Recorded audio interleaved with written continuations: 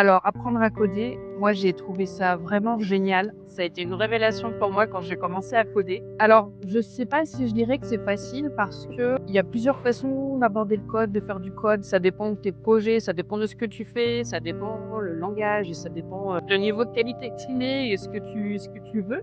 Mais pour démarrer, pour faire des choses, faire un programme qui marche, et cetera, on peut commencer et y arriver, très facilement si on a envie, si on est motivé. Faut pas hésiter aussi à se faire aider et vraiment en profiter parce que c'est hyper créatif et génial. Pour les débutants, c'est peut-être une grosse marche à franchir au début. Il y a beaucoup de concepts à apprendre et à connaître.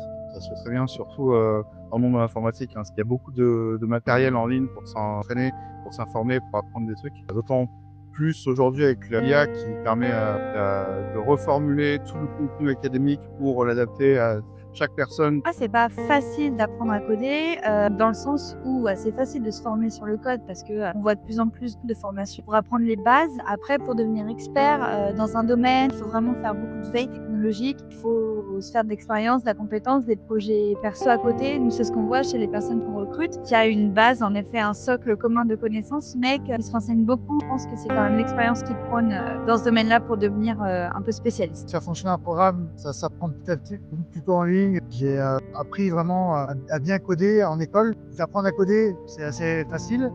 Apprendre à bien coder, c'est là qui est plus dur. Faut bien faire les bonnes utilisations, bien faire le bon algorithme aussi.